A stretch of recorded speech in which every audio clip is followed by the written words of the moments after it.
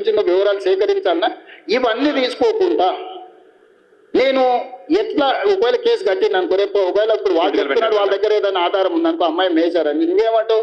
బండి సంజయ్ మీద పడక వాళ్ళ పిల్లగాని మీద రేవంత్ రెడ్డి రాజకీయాన్ని ఎదుర్కోలేక పిల్లగాన్ని అడ్డం పెట్టుకొని రాజకీయాలు చేస్తుండు. ఒక రోజు లేట్ కావచ్చు ఆధారాలు సేకరించాలి.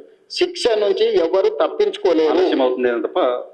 ఆలస్యం కూడా వివరాలు సేకరించడానికి ఇది ఆలస్యం అని కూడా నేను అనట్లేదు.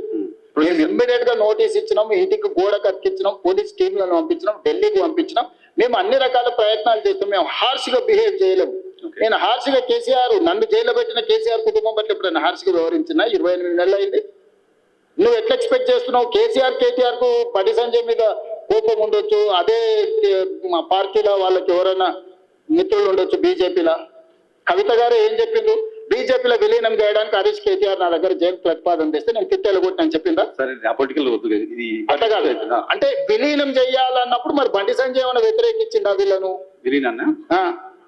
మీ పగ ఏంది బండి సంజయ్ మీద? మీరేమన్నా కొట్లాడుకోండియా. నేను ప్రభుత్వాన్ని నడుపుతున్నా, నేను సత్రం నడుపుతలేను. నేను ప్రభుత్వం నడిపేటప్పుడు బాధ్యతాయుతంగా వ్యవహరిస్తాను. నేను చట్ట ప్రకారం బండి సంజయ్ కు మినహాయింపు లేదు, ఎవ్వరికి మినహాయింపు లేదు. ఇది పిల్లలకు సంబంధించిన విషయము. దీన్ని జాగ్రత్తగా వ్యవహరిస్తున్నాము, మేము ఆచితూచి వ్యవహరిస్తున్నాము. ఏ ముద్దాయి కూడా తప్పించుకోడు. నేను బాధిత కుటుంబానికి అష్యూర్ చేస్తున్నా 100% ఈ ప్రభుత్వం బాధితులకు అండగా నిలబడుతుంది. తప్పు చేసిన వాళ్ళను తప్పకుండా శిక్షిస్తుంది. ఇందులో మీకు ఒక విషయము, డిసెంబర్ 31, 2025 కంటే ముందు జరిగిన సంఘటనలే ఫిర్యాదులు ఉన్నాయి. జనవరి 1, 2026 నుంచి ఇక్కడి వరకు ఫిర్యాదుల సంఘటనలు లేవు. 4-5 నెలల క్రితం జరిగిన సంఘటనల మీద ఫిర్యాదు వచ్చినప్పుడు 4-5 నెలల కింద ఎక్కడెక్కడ సంఘటనలు జరిగిన వివరాలు సేకరించడం కొంత సమయం పట్టదా? ఇప్పుడు నిన్న జరిగిందో మొన్న జరిగిందో, నిన్న మేము ఎక్కడో వెళ్తే మా మీద దాడి జరిగిందంటే ఆ విచారణ వేరు.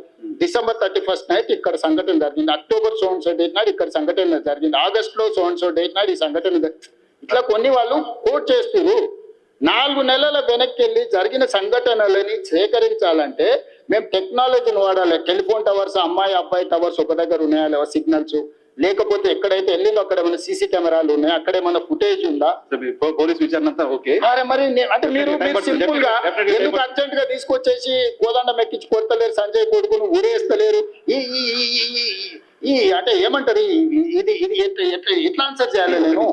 బండి సో ఆ విధంగా మాట్లాడిండు అన్న మొత్తానికి అయితే మేము చేస్తున్నామని అంటున్నాడు.